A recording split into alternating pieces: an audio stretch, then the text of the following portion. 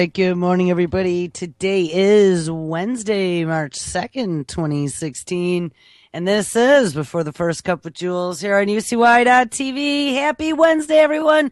We made it halfway. It is 21 degrees and still kind of snowing here in upstate New York. We had a system blow through yesterday. It definitely wasn't as bad as it looked. We had every color of the rainbow on the radar.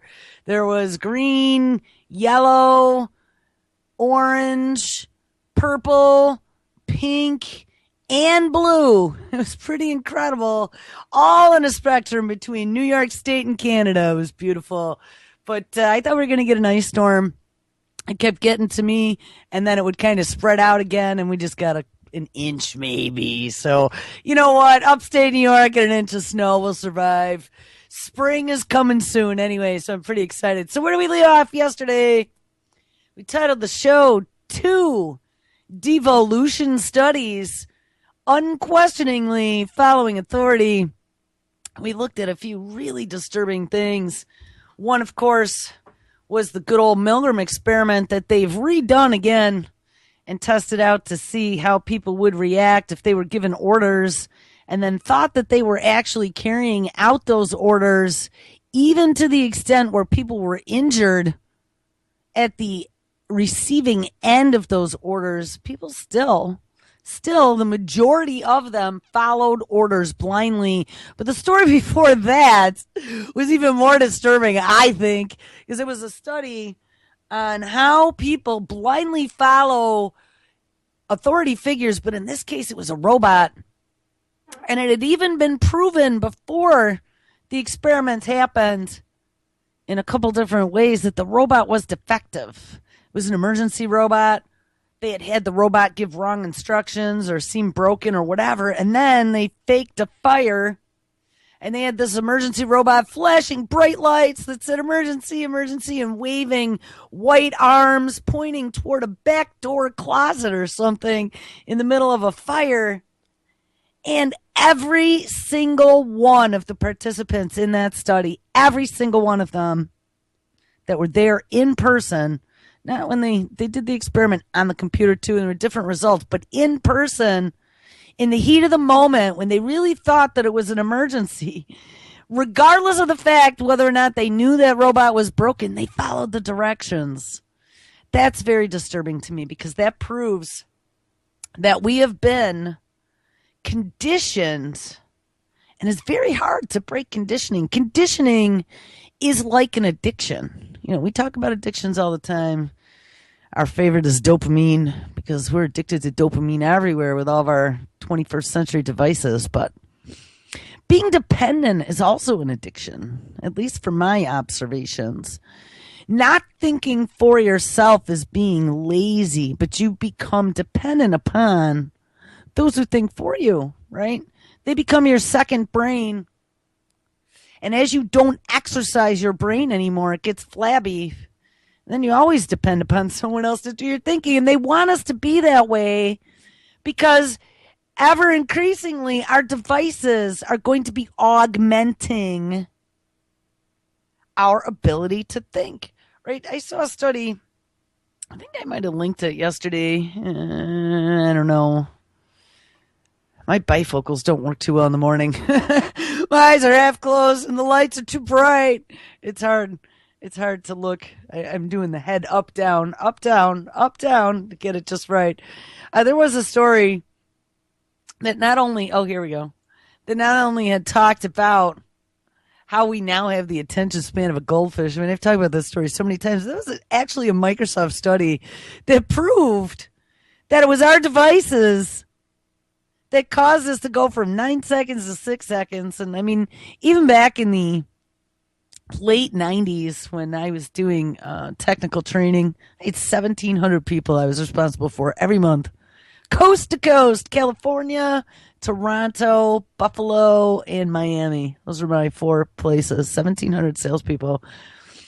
And I had to do training. And there was trainings that were local, obviously, because I was in Buffalo. And then the other 3 locations were remote, and we did that online. Back in the mid-90s, we still had online training software. I could give presentations very easily. We had point-to-point T1s. But what was so incredible is that back in those days, we were just trying to get people sucked into the machine. We did all these classes on concepts of adult learning. And I think at that time, the time that you had to get a point across was like 7 minutes or something, is what we were taught. And it was the time between commercials on TV. Now we're down to about 6 seconds. And if you take a look back from like 1996, 1997 maybe, to what our digital lives were like back then. Now let's fast forward. I mean, is that literally, wait, 90s, 16? Is that 20 years? Wait, yes. That's 20. Oh my God, has that been another 20 years gone by? Oh, so let's say 1996 to 2016. I can't believe it's 20 more years. Oh my God. Like that literally was just yesterday. So I guess, wow, I can't even believe it. It's 20 years. All right, so 20 years now from what our online lifestyle had been back in the late 90s when we had our first crossover to consumeristic getting on the internet. Dumb end users learned what Windows 95 was.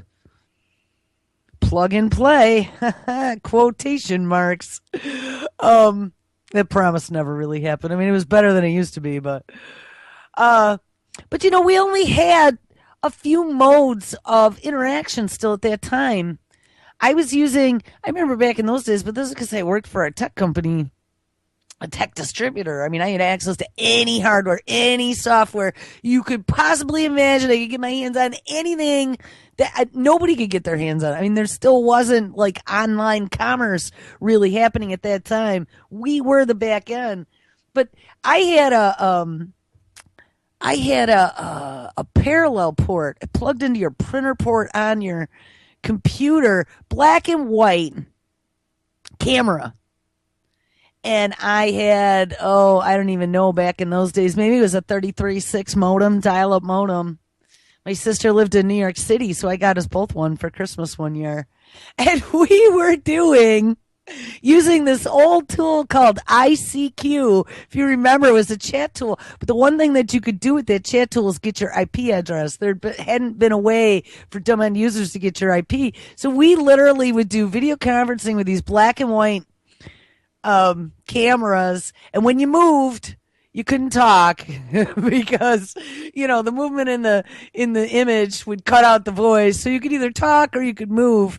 But then somehow we managed to figure out with that IP address how to install Quake on both of our computers, Network Quake, and we actually were able to play Networked Quake where we could see each other in the video game over a 33.6 modem back in 1996. I'm going to tell you, I mean, yeah, there were ways to communicate, but definitely not like we have now. You had email. I don't even know if Facebook wasn't even a twinkle in anyone's eye. What was there back then? 96. You still had like Prodigy and things. Most businesses didn't even have websites yet. I mean, we still had to go to all the trade shows and get the newest cut sheet for all the new gear coming out. So when, Best Buy or whatever, CompUSA called me and said, hey, what's in this, what kind of switch is in this box? I'd be like, I don't know. So you'd have to do it all manually still. Yeah, 1400. I still have my 9600 in my drawer in my junk computer parts drawer. So anyway, I'm totally off the beaten path, but back in those days, there were only a few modes of communication. Email typically was it. As things started to come online and you had chat apps and whatever, but you still didn't even really have mobile. I didn't have a cell phone back in those days.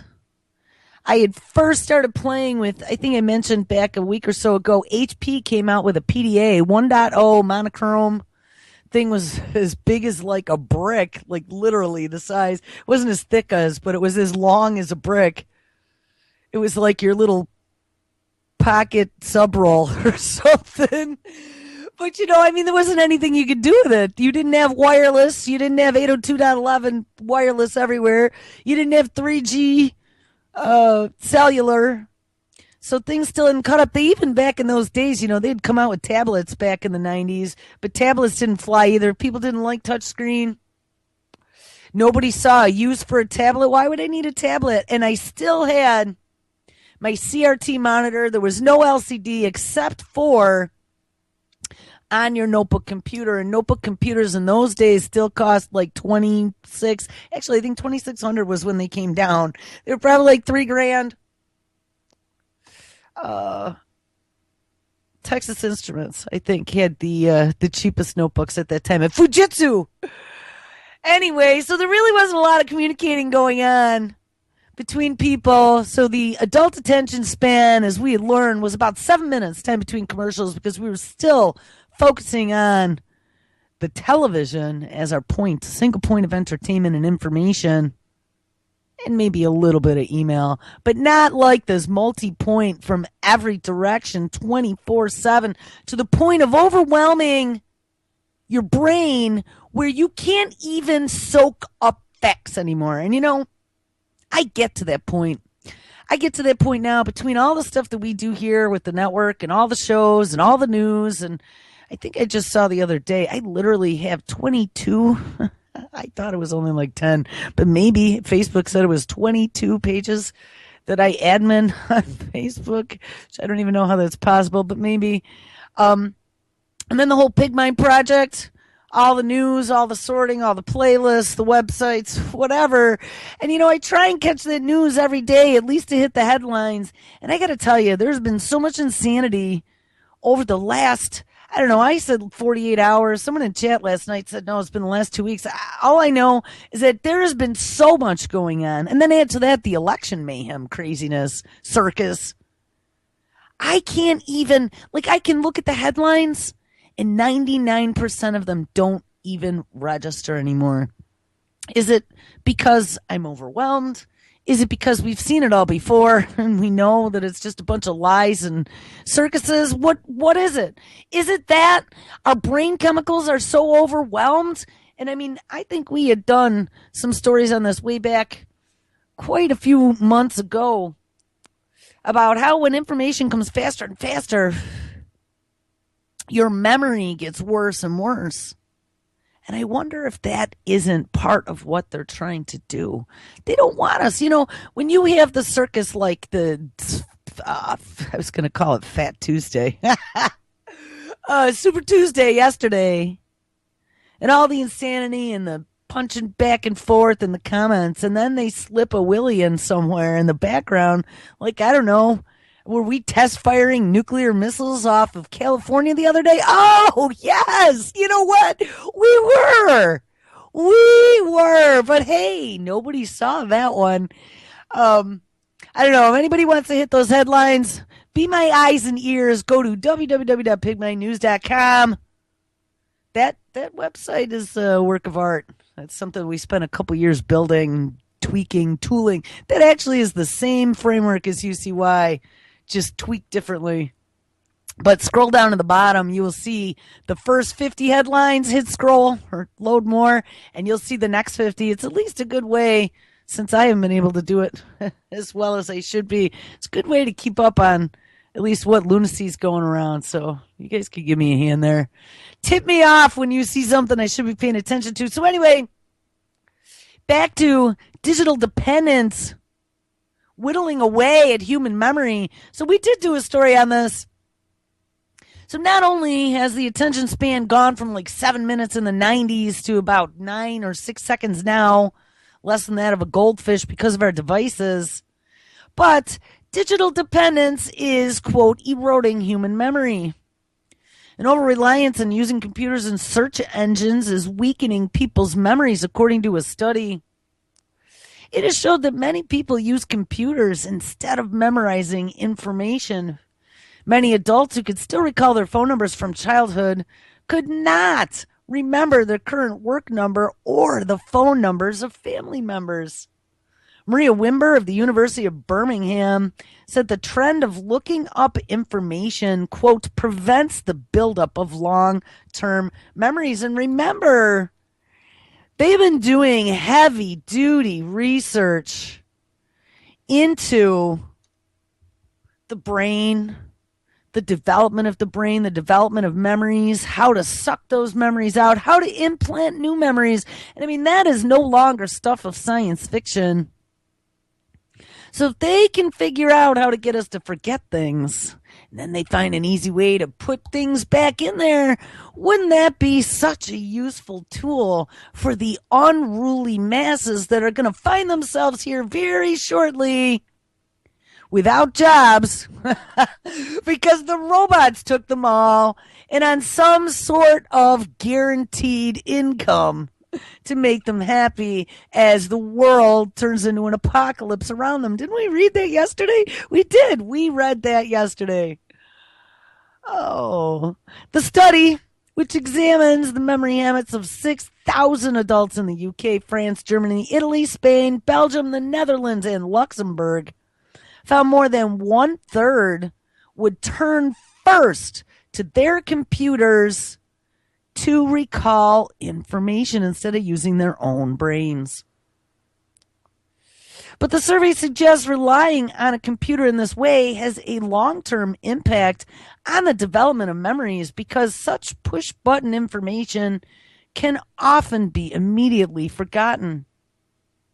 Our brain appears to strengthen a memory each time we recall it, and the same time we forget irrelevant memories that are distracting to us. You know, I have a friend who just can't believe with all, I multitask a lot.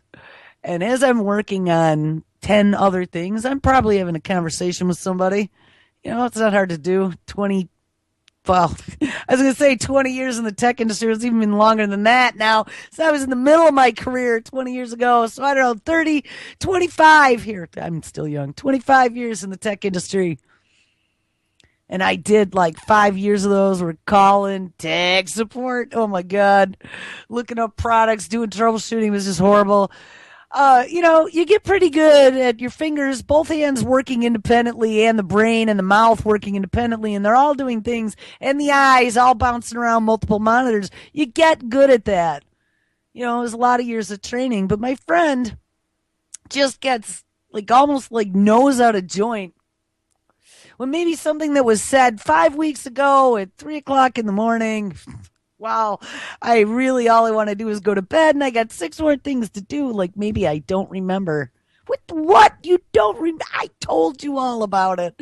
And it's really hard because that's one of those memories. If you're telling me about how you made miso soup or something, and you were giving me the ingredients at 3 a.m. and telling me exactly how to saute something, I don't know. It was interesting at the time, but that was something that was an irrelevant memory compared to maybe the other stuff I was working on that went by the wayside. Anyway, she says, and that was a dumb example, but you know what I'm saying? I don't know, I've noticed that exact thing. When there are things that are being told to me and I am focused on something else, and especially if it's just chitter chatter and conversation, it's not a factoid that I'm going to need at some point in the future maybe to save my life. It's not a factoid that I'm going to have to retrieve at some point to win a game, the $1 million on Jeopardy. It was just idle conversation. Anyway, but see, I'll tell you what I worry about, though. Kids in school that are learning, and there is just so much distraction at all points in time now, and they're doing all kinds of weird things. They're doing Common Core shit.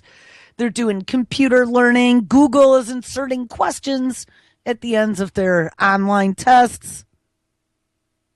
You have obnoxious children sitting next to your kid, starting trouble. And as these kids get distracted, I'm already finding that there are things that, you got to reinforce 10, 12, 15 times at home because they are not getting that reinforcement in the babysitting circus they call school. It's disappointing because we used to do a lot of repetition if I remember correctly, especially with like our multiplication tables and whatever, man, they pounded that stuff into your head. You memorized things. There was no calculator. There was no lookup table. I mean, there was in the very beginning, but then that went away. We did trigonometry by hand in those days. You didn't have $300 scientific calculators that mommy and daddy bought you back in the 1980s because nobody had the money to do that. Anyway, back about this recalling information and forgetting irrelevant memories. This researcher says that the process of recalling information is a, quote, very efficient way to create permanent memories.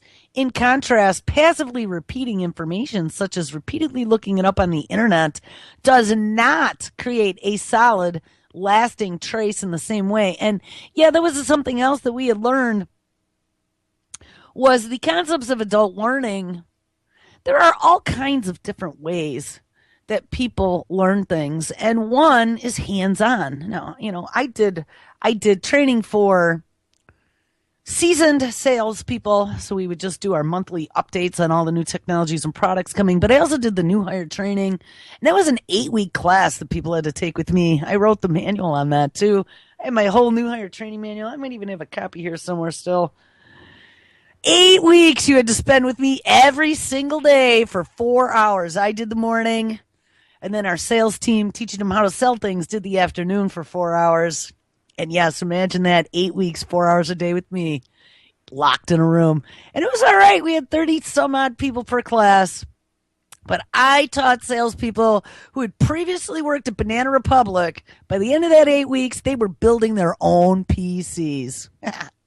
But I discovered that there were a lot of ways that people learn, and some people would be like literally tears after class. Oh, Jules, I can't do this. And I'm like, look, you can do this, because I didn't know any of this stuff. I taught myself this stuff, and I didn't even have like the world of online to look stuff up back in those days. I didn't have anybody who knew what they were doing in those days. You just, trial and error, and you figured it out. So we'll read it. And if you don't get it, then we'll do illustrations. And if you don't get it, I'll do drawings. And if you don't get it, then we'll bring out hardware and I'll make you do it. And by the end, I'll tell you, I never had one person who was unhappy, one person that was uneducated by the end of that class. It was awesome, but you got to make sure that you use all the different ways that people can learn. And that's what this research is also finding. One thing about learning is a lot of it is tactile or sensory. You have to see, hear, taste, smell, touch, right? That's how we, as biological computers, get our input. And they're discovering now that this new way, quote unquote, new way of learning things, looking things up, you're not learning anything. It's not imprinting on you at all. Among adults surveyed in the UK, 45% only could recall their home phone number from age 10. I still remember mine, because guess what? It's still the same. While 29% could remember their own children's phone numbers. Wow, that's frightening. And only 43% could remember their work number. The ability to remember a partner's number was lower in the UK than anywhere else. And a study from Kaspersky Labs, which is a security firm, said that people have become accustomed to using computer devices as an extension of their own brain. And that's where this whole augmented cognition comes in that we have talked about so many times. Now, I got a bunch of stories here talking about memory. We had discussed yesterday downloading robot personalities. And I don't know if everybody caught this yesterday, but maybe we'll catch the beginning of this again, because then it gets into the whole DARPA challenge. We know all about that. We don't really care.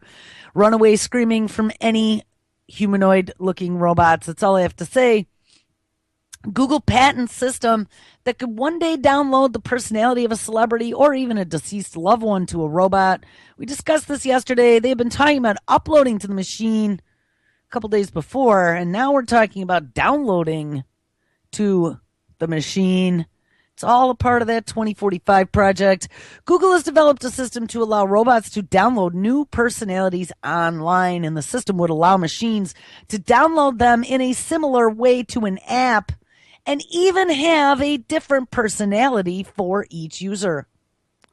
The patent says that the personality could replicate the robot's owner, a deceased loved one, or a celebrity. Google's patent details a cloud-based system. Again, we're talking about uploading and downloading ourselves to the cloud, where personality can be downloaded to a robot in the same way one might download an app. You can have a personality store.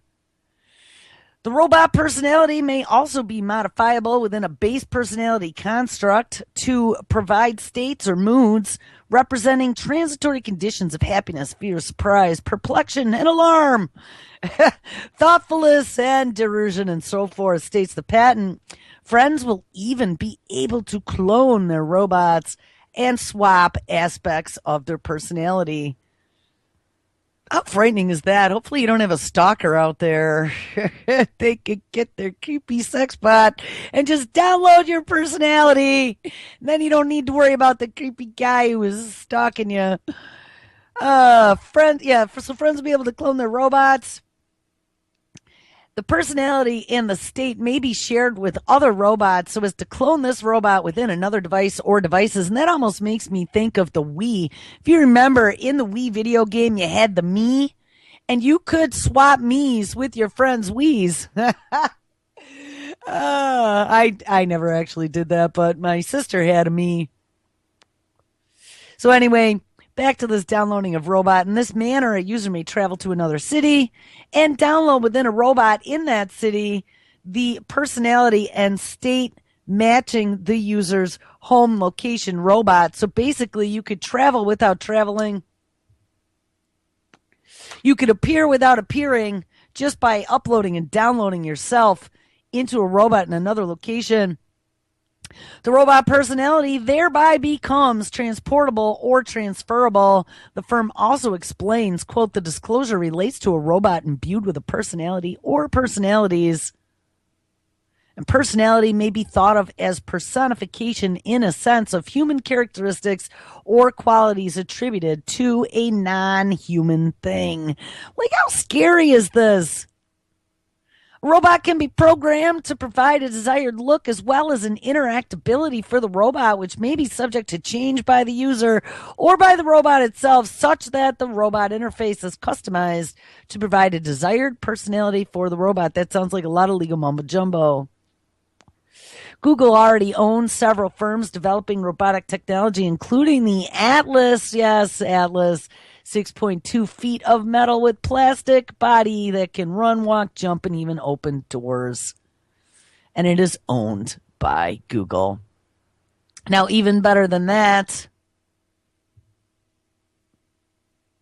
Atlas, I ran across this yesterday in Gizmodo, Australia. Atlas, the robot, can enlist in the U.S. military anytime it wants. When Alphabet was known as Google, the company bought Boston Dynamics, maker of the amazingly advanced robot named Atlas. And at the time, Google promised that Boston Dynamics would stop taking military contracts, as it often did. But here is the open secret about Atlas. It can enlist in the U.S. military anytime it wants. And we knew that this was part of the plan, guys, but now it's kind of out in the open. Technology transfer is a two-way street. Traditionally, we think of technology as being transferred from the public to the private sector, with the internet as just one example. The U.S. government invests in and develops all kinds of important technologies for war and espionage, and many of those technologies eventually make their way to consumers in one way or another. When the government does so consciously with both military and civilian capabilities in mind, it is called dual-use technology. Just think about this. We've talked about part of the BRAIN project, and part of DARPA's interest in this was to create the super soldier. And one of the ways, not only doing brain implants, because remember, they can implant it in us, but also they have been talking about creating avatars. having these robotic representations that could be controlled and manipulated by a soldier who was remote.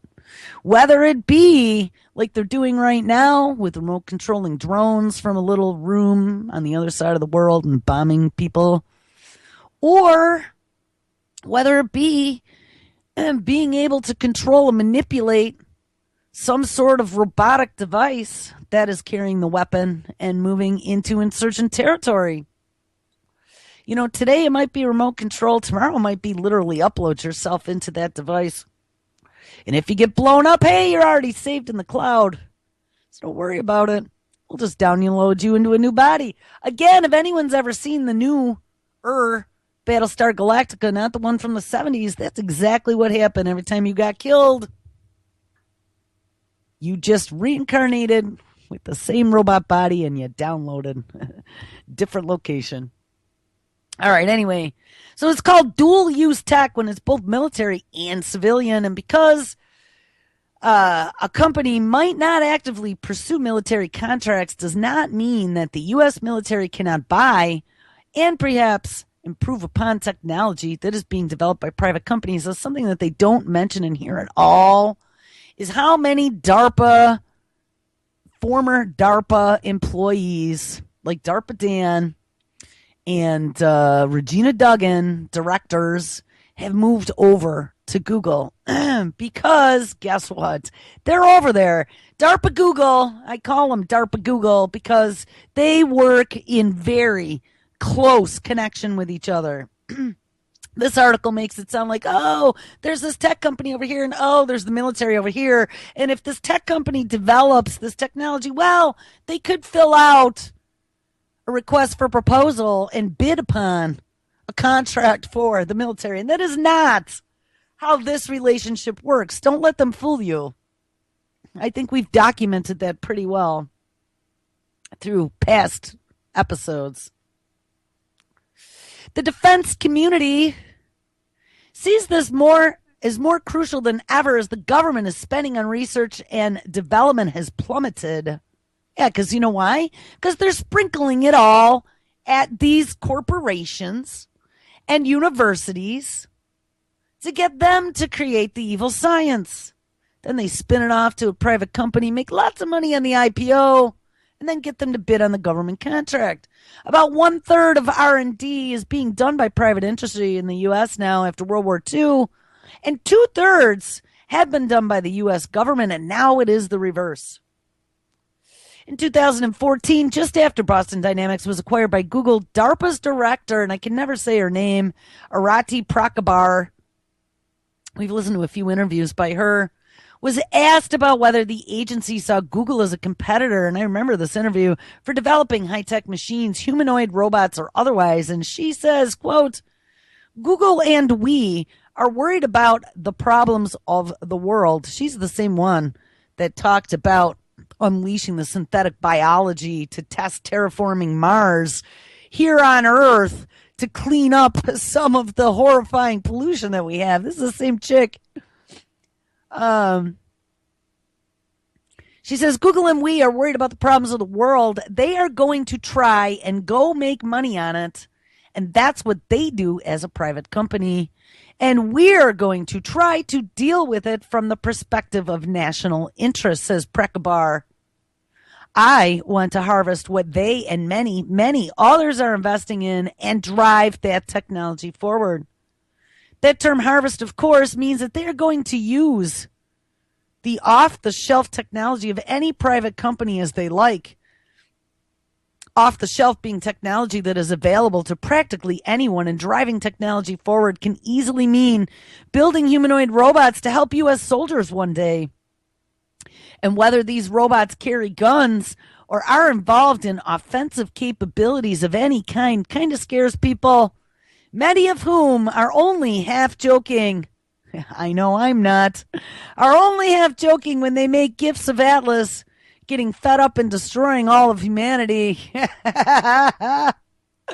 But it's not a joke.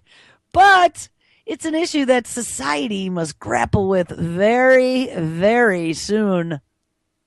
The U.S. military was dissatisfied with versions of Boston Dynamics' Big Dog the robotic pack mule that was way too loud for the battlefield. I mean, I don't see how being loud is a problem. I'm sure they could fix that after bazillions of dollars in investment. But Atlas is getting smarter and quieter with every new iteration. Rand Corporation recently released a study arguing that drones hadn't really changed warfare that much in the past 2 decades, and in some ways they were right. If you're a civilian on the ground, you really don't care if that person pulling the trigger is sitting in the plane above you or in a room in Nevada halfway around the world. The same could be said of robot warriors. If you're getting shot by a military machine, whether it's someone in a tank or a robot being controlled by someone in Nevada, ding, ding, it does not make much difference now, does it? The biggest concern for people of the future, whether it is aerial drones or gun-toting robots, is whether humans are out of the loop. And we've looked at that many times. There are lots of very smart people out there, lots of scientists and tech titans that are already questioning whether or not what we're doing is smart. Autonomous robots carrying weapons. But the big question is whether or not humans are out of the loop, whether or not we give robots autonomy and allow them to think for themselves. And the term out of the loop refers to humans using their programming to react to problems without the intervention of a human. And remember, that's called the algorithm. I think the algorithm, I was right, that has become the term for 2016. I see it everywhere. It's all about the algorithm. From Rand Corporation, quote, swarms of smart drones acting autonomously to overwhelm air defenses could prove to be truly transformative weapons. Yeah, I don't know if anyone's seen those swarm drones. They were practicing with that at MIT way, way back then. They were using, remember, they always study nature to figure out how to make these robots, and they were studying bees, trying to figure out how bees swarm. They figured it out now. Now they have little mini smart swarm drones. Swarms of smart drones acting autonomously to overwhelm air defenses could prove to be truly transformative weapons. But such capabilities, if they ever exist, wink, will be transformative because they're autonomous systems more than the unmanned platforms that carry them. That didn't make any sense. Will be transformative because they're autonomous systems. Oh, they're transformative because they are autonomous, not because they're platforms. Like, so not because it's a bomb or a gun or whatever. It's the fact that they're autonomous. The same can be said for humanoid drones. Autonomy is the key here. And the acquisition of systems built or being utilized by the defense community that allows for machines to make decisions is crucial to the U.S. military. We are now past that deliberative stage. And just because Boston Dynamics may not actively be coordinating with the U.S. military does not mean that we will not see fully autonomous Atlas warbots in our lifetime. Ding, ding, ding. In fact, it feels now more inevitable than ever. This past winter, this author saw robots drive cars, and know that's coming, right? We just found out last week the U.S. government gave the green light for Google's self-driving car to be a self-driving entity without human intervention. This past winter, I saw robot driving cars. Robots open doors, climb stairs, drill through walls. Just replace the power drill with a gun, and you've got the makings of a robot army. We joke about it now, given how comedically slow, and this is what I said, how comedically slow the robots of DARPA's robotics challenge were. Remember the music, as they're tripping over each other, and then remember seeing the unveiling of Atlas 2. That was no bumbling robot. Thank you very much. That was all a psyop to keep you quiet for a while and let them sprinkle some more money around to all the best and the brightest universities and use our children to help build our future enslavers. So remember how comedically slow the robots of the DARPA's Robotics Challenge were, but what the world saw were merely the grandparents of the robot war machines that we will be seeing dispatched around the globe. Again, DARPA Director Prekbar was more than happy to explain how the agency uses the innovations of private industry in a 2014 interview. She also explains that it wasn't just the American companies that they were relying on. No, Samsung. Remember, Samsung was a big friend of theirs as well. Samsung has their military division also. It is also an opportunity for us to not to have to invest only Department of Defense dollars to have phenomenally powerful technology, she said. They've sucked in the entire tech sector into our military, industrial, medical, precision medicine, rule the world and make us all prisoner complex. When we use a semiconductor component from an Altera in a DoD military system, we get phenomenal advantage of writing off of the billions of dollars of their investments that have been made. And as long as private industry keeps making amazing things that DARPA and the broader defense and intelligence community can capitalize upon, it is seen as a dollar saved for us. And in just a few short years, an army of Atlases could be more affordable than ever. Let's just hope that we are ready, not just for the humanoid robots policing our streets and fighting alongside our soldiers. And guys, I mean, I've been saying this for how many years have I been on the air? And it sounded lunatic back 3 years ago. It doesn't sound so lunatic anymore, especially when we read that story last week about the Google self-driving car. And they were postulating in that story about whether or not they could be delivering Atlas robots with the cars when they show up. And let's just hope we're ready, not just for the humanoid robots policing our streets and fighting alongside soldiers. I would wager that there are a dozen papers being circulated in the Pentagon right now about what the hell we're going to do when Atlas robots are cheap enough to fight for terrorists such as ISIS. Dun, dun, dun. So chew on that one for a while. I don't know. That was a pretty shocking story. Not that I haven't thought about that one many, many times before, but to actually see it in a publication such as Gizmodo with some real postulation and pointing out the fact that, wow, it's right around the corner was very disturbing for me. So speaking of Google patents, yes, Google is taking over the world. Google has another patent out there I ran across. This one's actually from 2009, but I ran across this because I found this new system that's being worked on. We talked about those dopamine headphones that are coming out here just next month that use some of the DARPA research into the vagus nerve, that Elect-RX program they had that can stimulate with a little electrical impulse right inside your ear. Stimulate the vagus nerve to cause your brain to produce dopamine. You're going to be listening to music and getting as high as a kite, the story said. We looked into who was running it. Nirvana was the name of the corporation. And there were all kinds of people, very high tech, very deep into medicine. And as a matter of fact, two of the co-founders had done military contracts and had sprinkle money to develop their products in the past.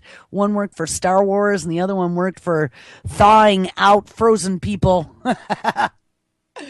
And they had both been doing some high-level projects with government entities. So don't think that those headphones are just a fluke. DARPA's been doing all kinds of research into the brain and with the soldiers trying to push chemicals, make them not afraid. Have them go into war and be animals. Yeah, so there's a patent, 2009, from Google titled Method and System for Brain Entrainment. All right, let's read about this one. This is the abstract. The present invention is a method for modifying music files to induce a desired state of consciousness. Now, we've talked about this. I've talked about, and we really should dig into this sometime, all the different wavelengths that your brain works on. I'd said that there were 4. Actually, there's 5, and there might even be a 6th that they've been working with now, either way high on the spectrum or way low on the spectrum. But remember, we're all analog, right? Our body works on frequencies. Our systems work on frequencies. Your brain works on frequencies. And DARPA, dotted line to Google, are working on cracking all those mysteries. I mean, the whole world is working on cracking the brain mysteries, but DARPA, and especially DARPA Google, have been working on cracking those mysteries. And we have a patent here by Google with an invention for modifying music files to induce a desired state of consciousness. First and second modulations are introduced into a music file such that when the music file is played, both of the modulations occur simultaneously. Additional modulations can be introduced as well as sound tones at window frequencies. Let's look a little bit at the background. As the information technology peaks in its new evolution to optimize our external living conditions, the next technology or applied science to improve human conditions should focus back toward inner capacity of the human being. Optimizing human conditions in mental and physical dimensions has been sought throughout history. And how interesting that Google has their life sciences division, Verily, which is where they're going to start working on nanobots in the blood. And good old former director of the National Institute of Mental Health, Tommy Insel, just moved over there as of the end of last year with his goal being how to diagnose mental disorders through smartphone applications. Well, wouldn't it be amazing if they could treat those quote unquote mental disorders using their special headphones where they've entrained music with certain frequencies to change our brainwaves?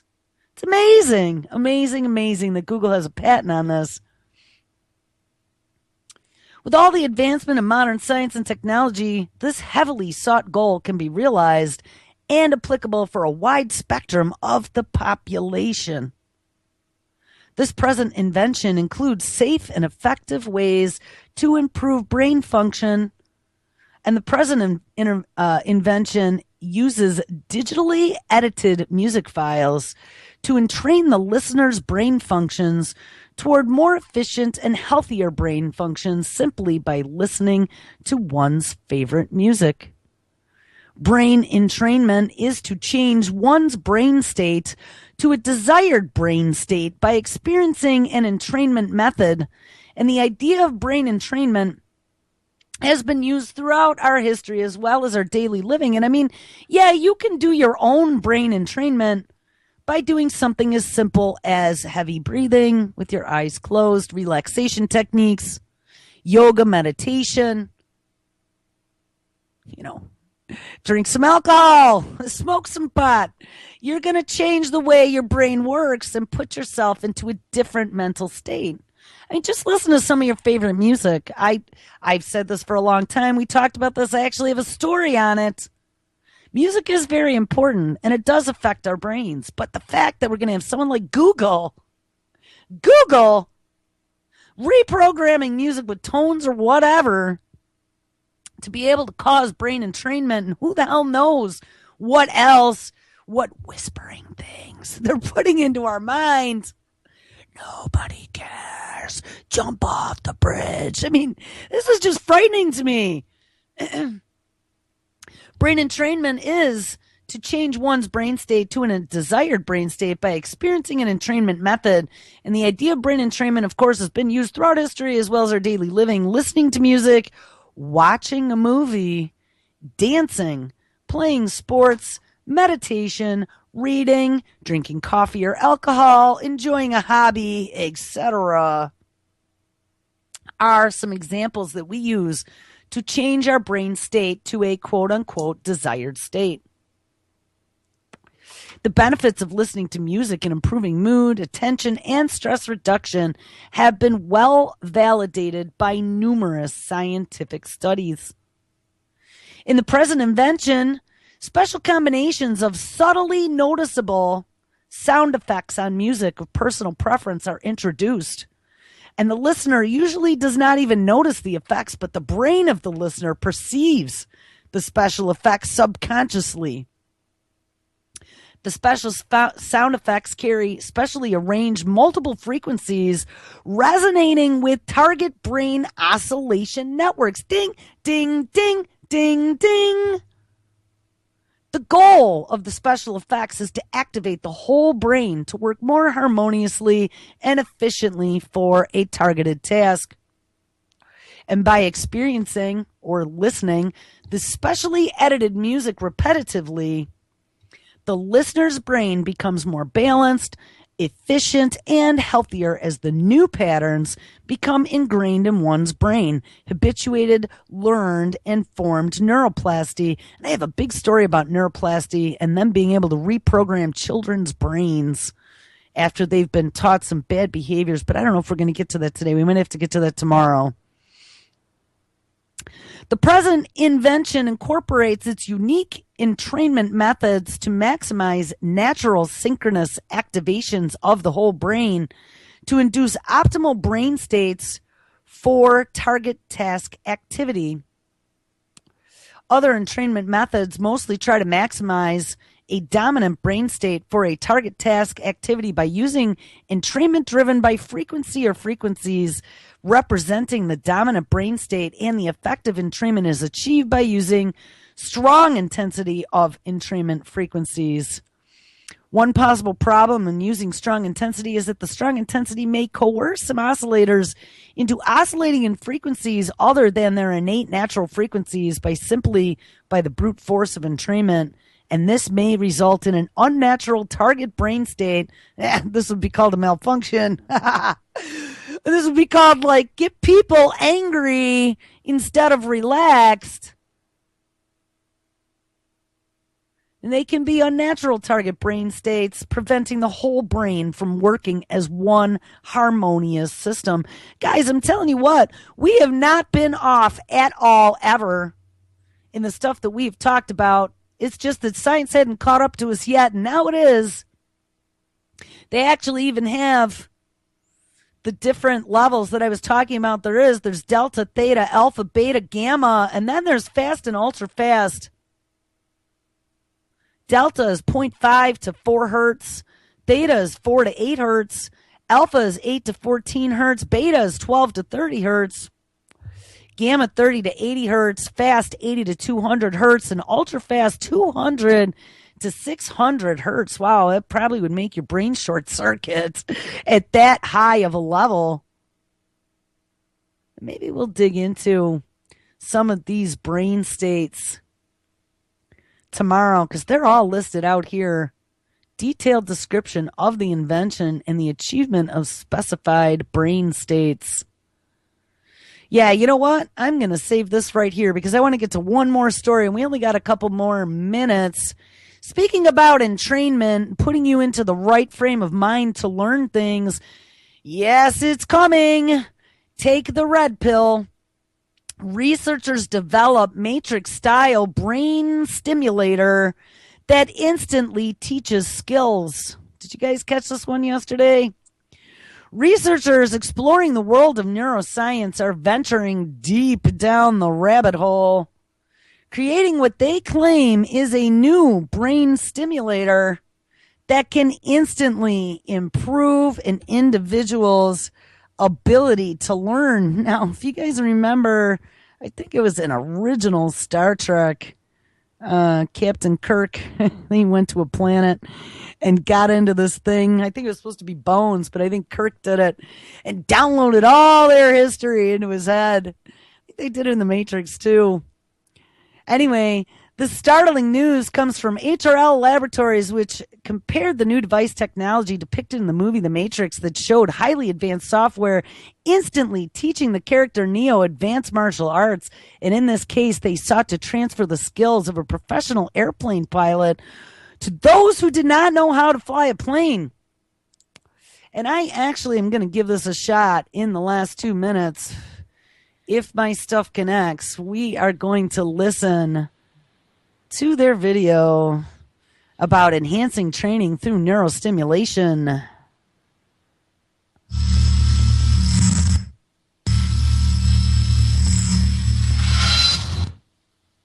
Maybe. What if becoming an expert Hello. And it's pilot were as simple as putting on a cap? This is that same issue, so forget it. We can't play this. Damn. You know what? Well, they got back onto us. They're like, oh, they played a video one day. We got to block it again. Anyway, let's finish reading this. We got 1 minute. Researchers led by Dr. Matthew Phillips analyzed brain activity patterns of 6 commercial and military pilots. And after mapping out their brain activity, the team used transcranial direct current stimulation to transmit these patterns onto novice subjects as they learn to pilot an airplane in a realistic flight simulator. Subjects, and how interesting, again, it's flight simulation. That's where it all started. When I saw the very first military DOD video game skewed on our system into distribution 20 some odd years ago, it was Flight Simulator. When the 32 novice pilots sat down to take their flight simulator tests, researchers used low current stimulations to duplicate the brain activity seen in the professional pilots, even delivering placebo signals to ensure the accuracy of the results. And nevertheless, the researchers at HRL are excited at this potential because they had shown that some of these people actually did learn faster by having their brain zapped with the brain waves of those pilots. Subjects who received brain stimulation via electro-embedded head caps improved their piloting abilities, said HRL in a statement. Dun, dun, dun. So the learning machine is here. All right, guys, make sure you stick around. I can't believe it's already over. It is Wednesday. Ms. Lonnie Clark is live up next. Tonight at 6 p.m. Eastern, Josh, live. 8, The Boys from New York, Continued Condition. 9, Liam Chef Show, brand new at 9, and 11, Answer Media with Nick and DB. Have a good day, guys. I'll catch up with you tomorrow. Take care.